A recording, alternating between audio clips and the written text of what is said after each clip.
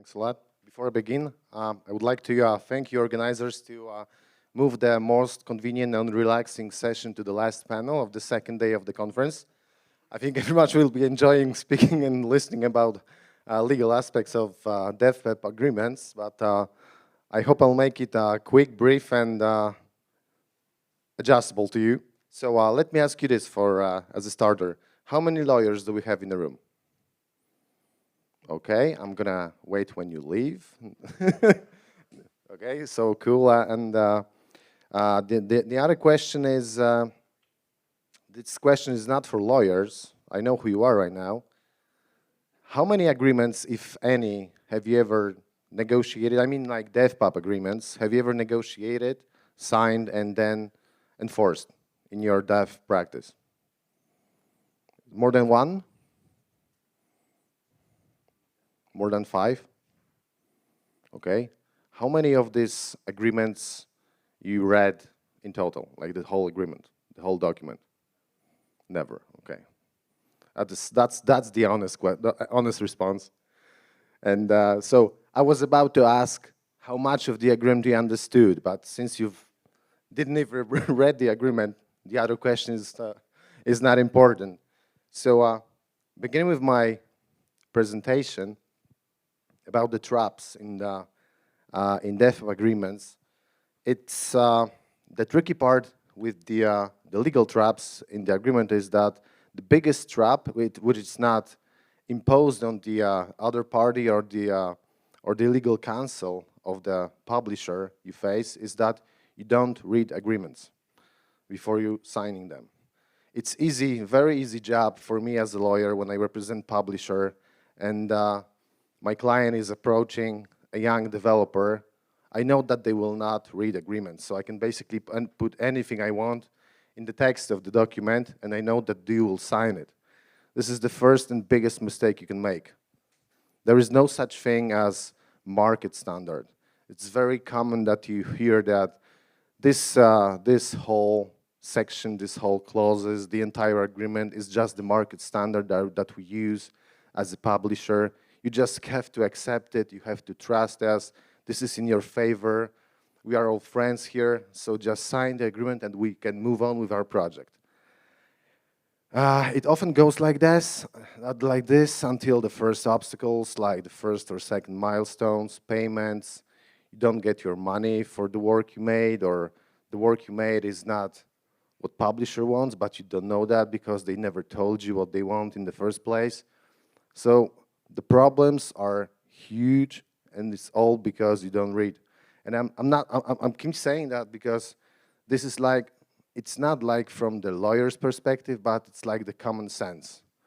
This is the single most important agreement piece of paper you can ever sign as a young developer. It's the DevPub agreement, or just the publishing agreement if the game is already done on your end. So not reading the text of the agreement, you can basically give away your kidney. And there is basically nothing you can do about it. So moving forward, what's most important parts of the agreement? Since we have only 45 minutes, it's impossible to go through all the entire context of the DevPub agreements. I decided to just pinpoint a few aspects which are most common in my recent practice for the last couple of months.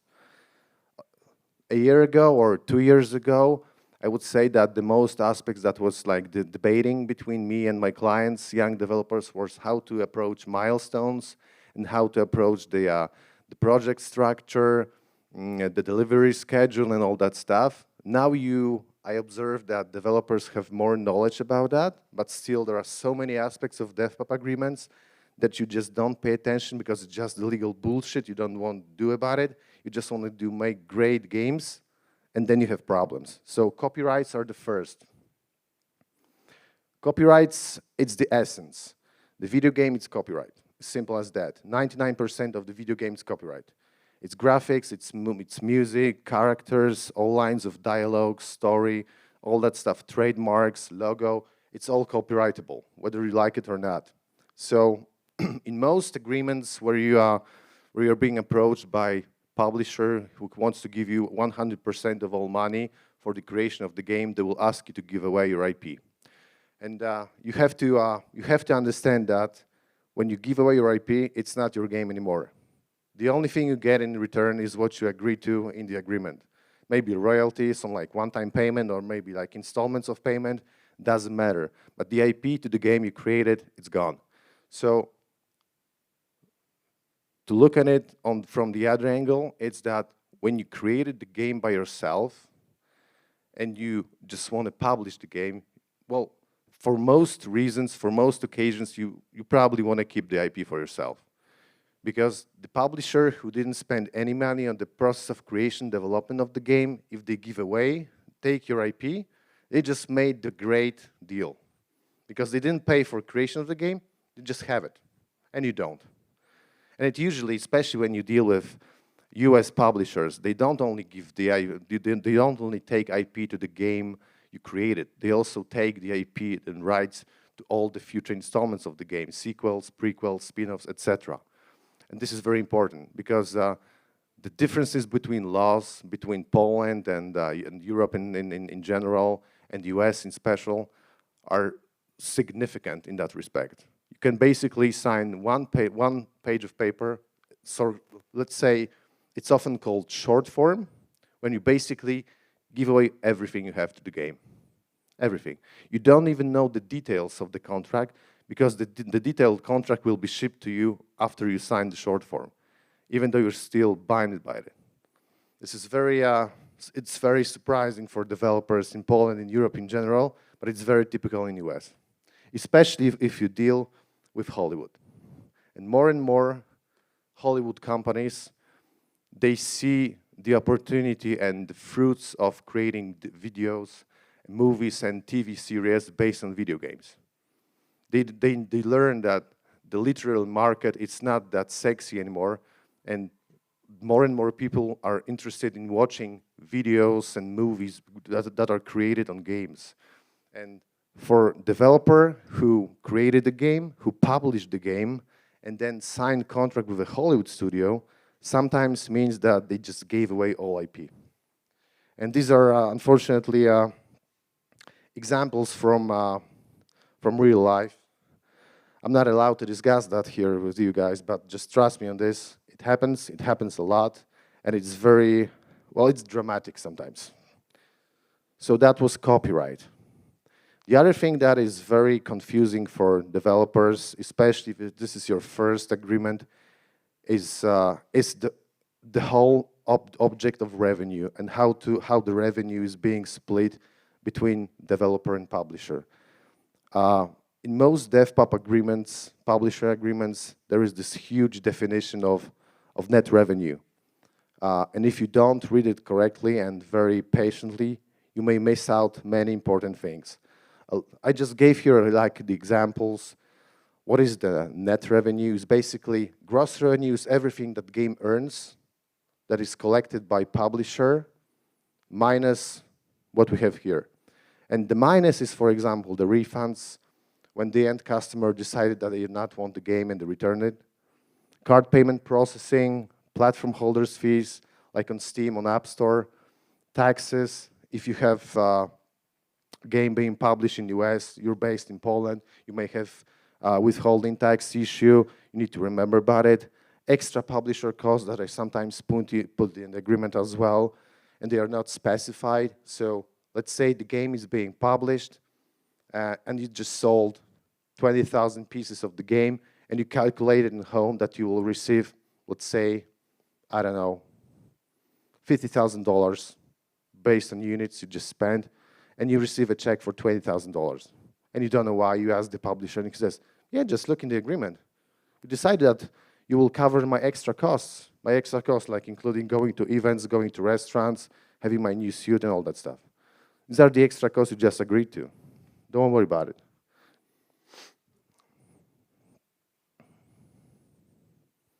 This is something I like.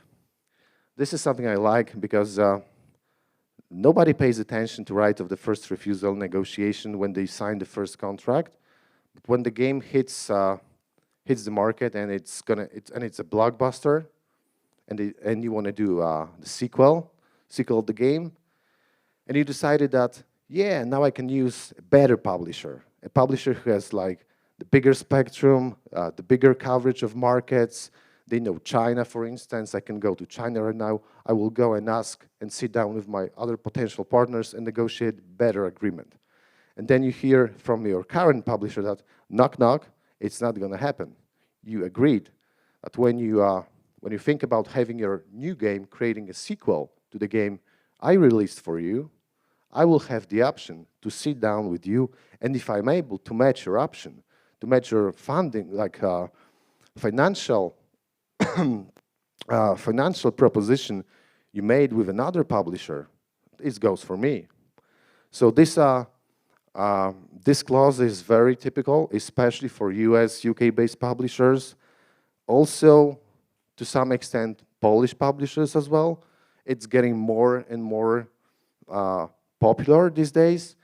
It's not necessarily wrong as long as you understand how it works and what it can create in future. So just keep it in mind, and at least to some extent try to negotiate the terms of how the right of the first refusal negotiations will be conducted with your current publisher. How long does it take? It's going to be a month or 6 months. What will be the terms? Whether there's going to be anything else except for like the financial statement or like the benchmark that the current publisher will have to meet. So you cannot choose another publisher.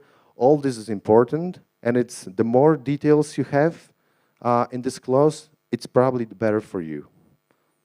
Unless you're able to negotiate with the publisher not to have this in the agreement. It's also possible.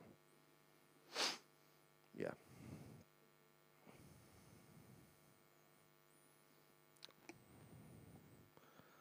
The governing law. The governing law is something that it only gets important when you have almost only it's important when you get a dispute with a publisher. But when you have a dispute with a publisher, then you realize that if you want to enforce your rights under the agreement, you have to go to US. And it means costs. This means costs, and this means a lot of money spent on lawyers based in US, because even if you have a lawyer in Poland who help you with structuring the DevPub agreement with your publisher, but the lawsuit or any other kind of dispute will be governed by the, let's say, courts of California. The Polish lawyer will not be able to help you personally. He'll be able to help you with finding a lawyer in California. But trust me, the hourly rates of lawyers in California are much bigger than lawyers in Poland. Much bigger.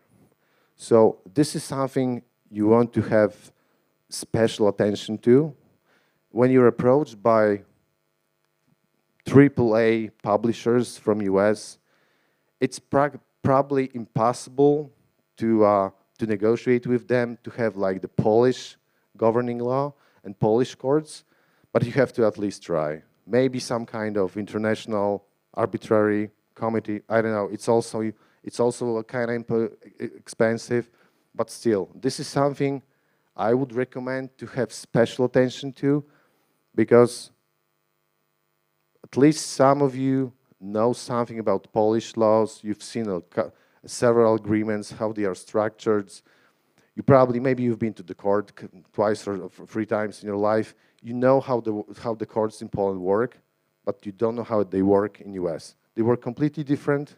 It's very costly to litigate in US, and this might kill your game and any dispute that you have, especially if you have a situation where you have a Polish law, but the jurisdiction is US for courts.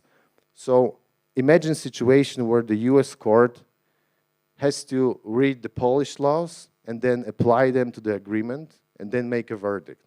It's very disturbing, it's very difficult for the lawyers in US, because then you will have to engage a US lawyer to do the litigation, Polish lawyer to translate the material law of the contract, and then you will have to explain it to the judge that the Polish law matters in US. And it's very, very difficult. Yeah, it's more of the same. Definitions. Definitions are the heart, the cornerstone of every agreement. Not only the net revenue, not only the gross revenue, but also the IP rights, all the obligations, all the rights of the parties, what is the vertical slice of the game, if this is the DevPub agreement, what are the other obligations, what are the periods, terms of delivery and payment schedule, what's the milestone, what's the GDD, how they are structured. It's very important. You should not leave this issue open to different interpretation, because if you have good definition, good solid definition in your agreement, then in case of dispute, and again, all agreements are only important if you go to court, if you have a dispute. If everything is solid, and you understand, you have a good understanding between you and publisher, you don't need the agreement. You can just shake a hand and go and make the game. It's simple as that.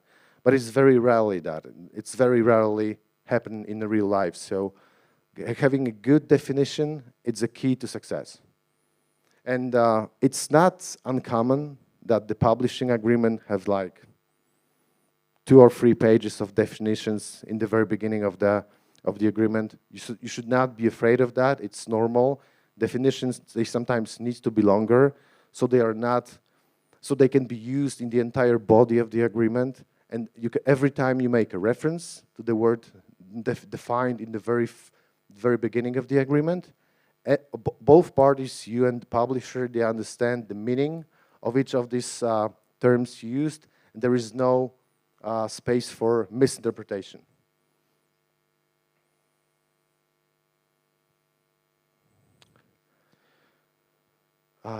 I'm being asked more and more often how to approach the question of how the publisher should be involved in creation of the game.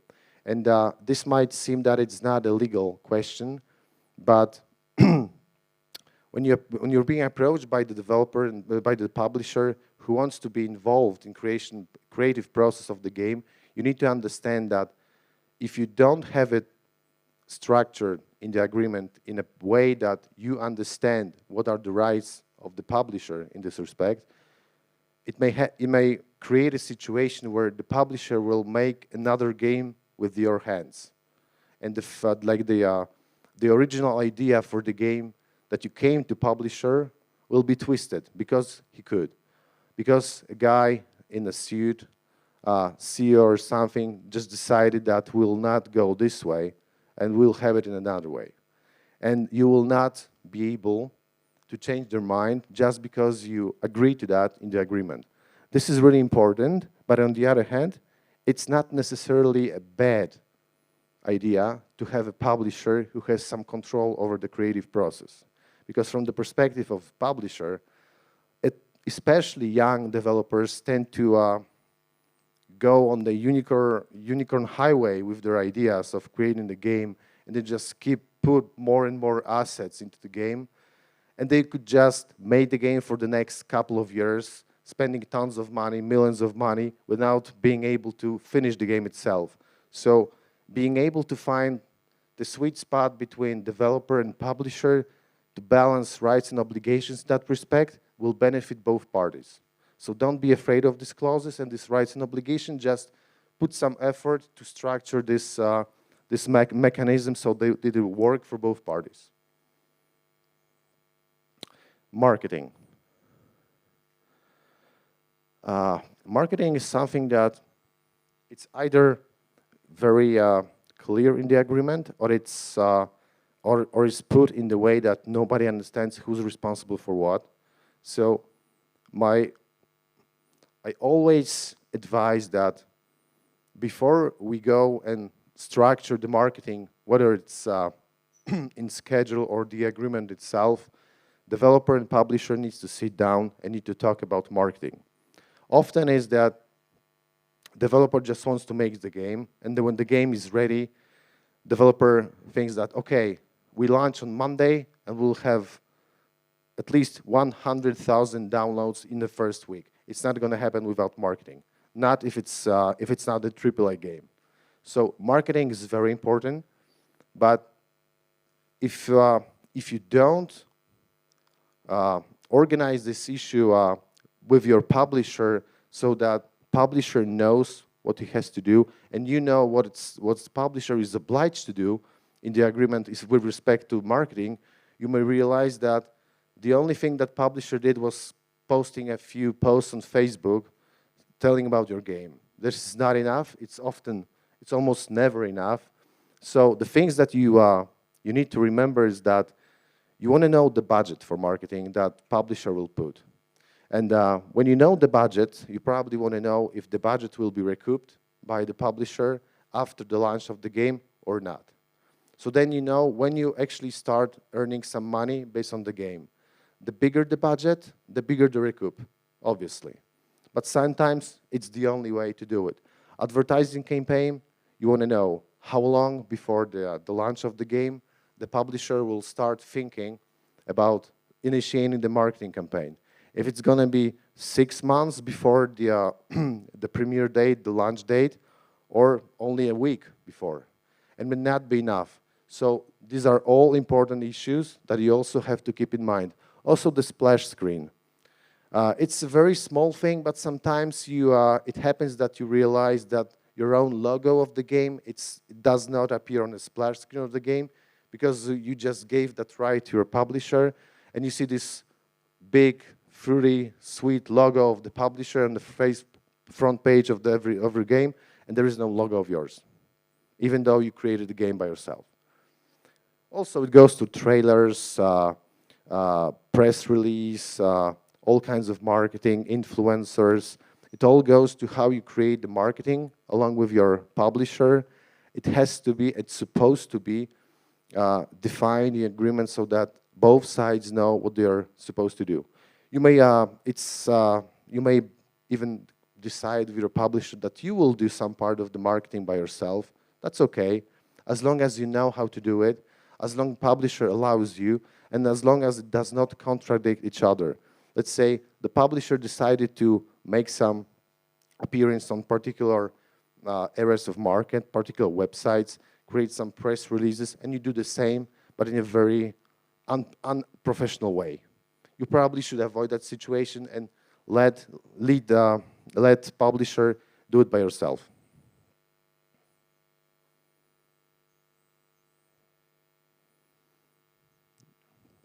Contractual penalties. Contractual penalties are something that they are not always in agreement. Everybody hates them, especially developers, and everybody is afraid of them. They basically say that, for instance, if you're delayed with your milestone, publisher can impose contractual penalty, a sum of money for each day of delay on your end. And it's not necessarily wrong to have some sort of incentive over your head, not to be in delay, not to allow yourself for being in delay, as long as the contractual penalty is scheduled in the amount that it's not too exaggerated, too huge in reference to the overall project. So let's say the project is worth 5 million euros, and each day of delay would cost you 5,000 euros. It may seem too high, it may seem too low, but at least it creates some kind of incentive that each day you allow yourself not to deliver the milestone. You will have some liability with respect to publisher, so he can be able to put some some contractual penalty on your head. Indemnification. This is very important. It's very important that you make sure that in every agreement you have with publisher is responsible to indemnify for few key aspects. And one of these aspects is that the publisher must indemnify you for all actions he's doing on your behalf, he's doing with respect to the game. So it may be you may have a situation where the game is being published in another market, let's say in Asia, and you realize that the game you just created is for some reason penalized in China, and China's authorities decided to pursue criminal claims or civil claims towards you. In this situation, you want to make sure that the publisher takes it on his head and deals with this threat and not you, because in the relationship between you and publisher, you just needs to make a good game, and publisher needs to make sure that the game is being published and is along with all applicable laws, and it's gonna be published with respect to all issues that may raise concern in particular markets like data protection, protecting of minors, commercial advertisements, and so on and so on. So this is very important, and in most agreements that you will see that are prepared by publisher, you will not see this clause. You will only see clause that you will have to indemnify publisher. For instance, if the game you created will infringe on copyrights of third parties. This is okay. This is acceptable from the perspective of publisher. They want to make sure that everything you created is the work of original creation, and you didn't just rip off somebody else's ideas. But this is supposed to go both ways, and not only you have to indemnify publisher for different aspects of the game, the publisher needs to indemnify you as well. And it's very similar to reps and warranties, that they basically say that both you and publisher, you represent that the game or the actions you take represent some kind of facts that are true. In this example, you represent that the game you created is original work. You didn't steal the idea, you didn't steal the work of others. At the same time, publisher represents to you that all actions that he takes will be done for the benefit of the game. He will do it with the highest market standards applicable to the publishing sector in video games, and that he will do every effort to maximize and to the monetization of the game he will contract you. This is very important. Do we have any questions?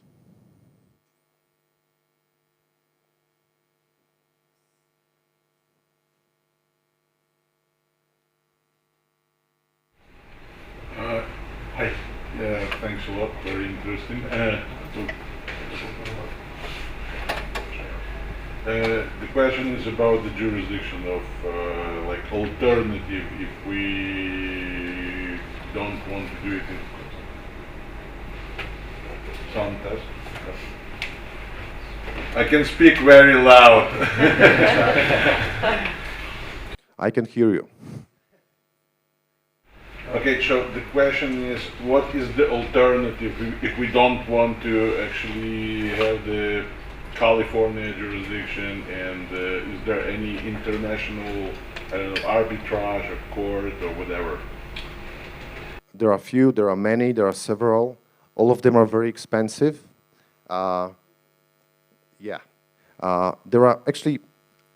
are international arbitrary courts. There are local, domestic arbitrary courts, both, for example, in Poland, in US, in virtually every country in Europe, in most countries in the world. You can, the biggest question is not which arbitrary court or which court to choose, but it's to know whether you're able to even negotiate that aspect with the publisher. It's very hard, especially the bigger the publisher is, the harder it will be to negotiate this aspect. Although it's, I would say, at least try, especially if you're based solely in Poland or like any other country.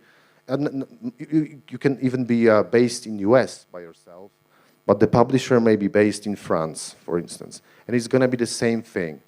It's not necessarily something that you have to avoid and fight with all your heart to change that clause, because for most of the instances you won't be able to. It's just the thing that you have to keep remembering, that you will be obliged by the agreement to create a game and to publish the game by some party in the other country, and if something goes wrong, it's not going to be your court who will decide.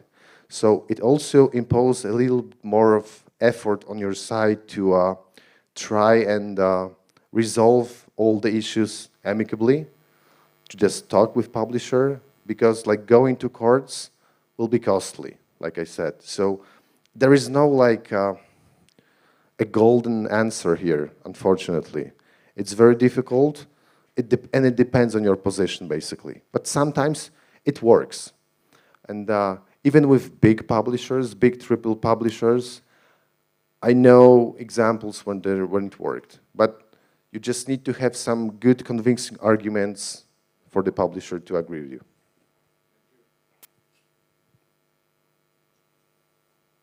Okay. I will be also well. Most contracts have lines that once per year you can do audit of publisher to control his real expenses and costs and all this kind. And do you recommend to do it? Because for me as an indie, it's a nightmare to do an audit. Okay, so the question was whether do I recommend to have such clause in the agreement or to actually do the audit? Well, it depends on your relationship with the publisher. I guess that the clause you have in your agreement says that you can do an audit of the publisher, but at your own cost, unless you find some irregularities that will, for example, exceed 10% of what you were supposed to get. Then the costs of the audit will be borne by publisher or something like that. From the legal perspective, from the business perspective, it's if you feel that the contract with your publisher, it's not being enforced in a way that it's supposed to be, and you have like, you feel in your gut, you have some evidence that you were supposed to get more money from publisher, and when you keep asking him if it's going to be lower or higher, he avoids the answer, or his answers are imprecise, and you're not very convinced in what he said, then you may decide to go with the audit.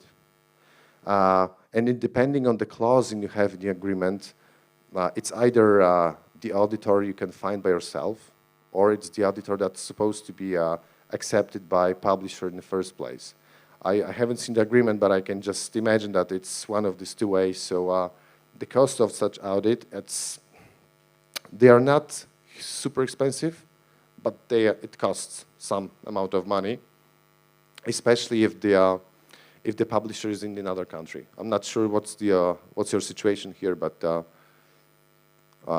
it's just gonna cost some money, and you'll either accept it or not. It's yes, you just have to you have to figure out by yourself whether you feel that you're supposed to check the balance records of your editor, of your publisher. And if you feel, go for it. Okay, I have a question about, you were talking about marketing funding from the publisher, the money that he decides to spend entirely on the marketing. We are not speaking about the production right now. And how can you enforce the publisher to spend the money in the best possible way? Because sometimes they can just spend this money on even the vacation times for their PR team, and you don't want that. You want the money to actually go to promoting your game. And also, it's not all clearly visible what is the best way, and he can even in the goodwill spend the money on his influencers, but maybe the influencers are not the perfect target for your game. How can you secure yourself to make sure the money will be spent in the best way possible for your particular product? The answer is that the more precise schedule detailing how the marketing process, how the marketing campaign is supposed to be run by publisher, the better.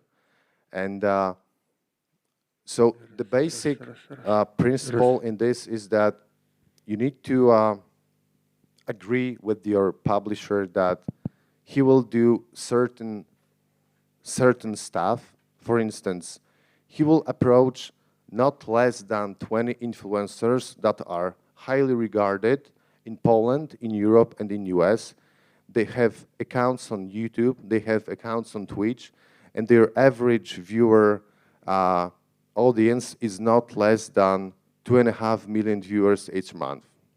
And this is a benchmark you can put in the agreement, and you have at least some kind of assurance that he will have to approach influencers that are highly recognizable, that are not unknown to the public, and they know what they're doing. You can even use some more detailed aspects, like depending on the genre of your game, you can say that if you're gonna go for games like, I don't know, Fortnite or some kind of like that, like Overwatch, you can ask that the influencer that's supposed to be approached by publisher will be either PewDiePie or something like that, or his friends.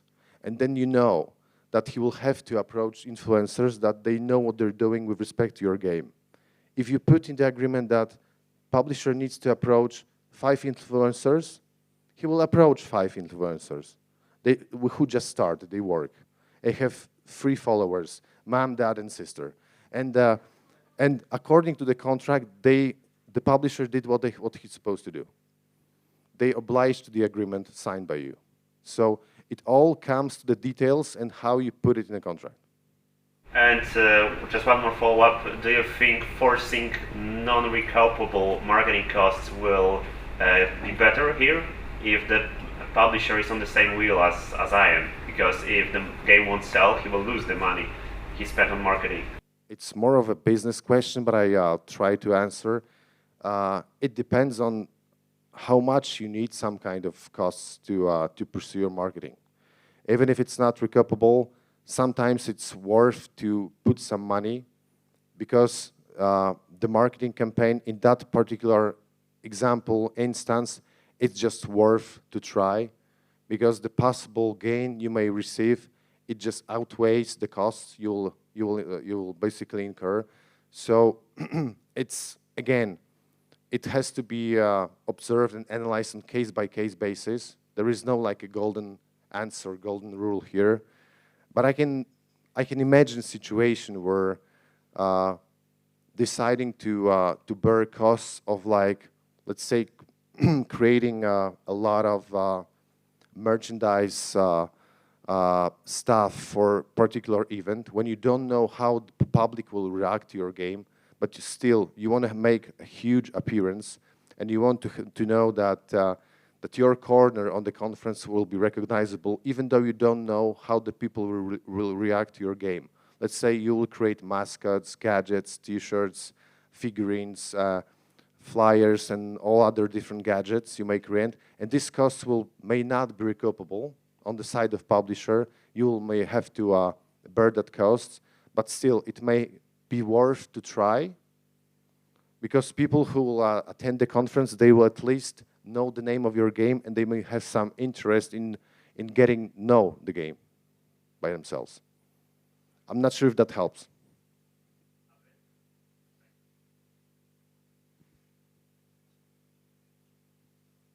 Right. Any more, somebody? Okay. I think that everybody are enough for today. All right, so round of applause for Michal for his great presentation.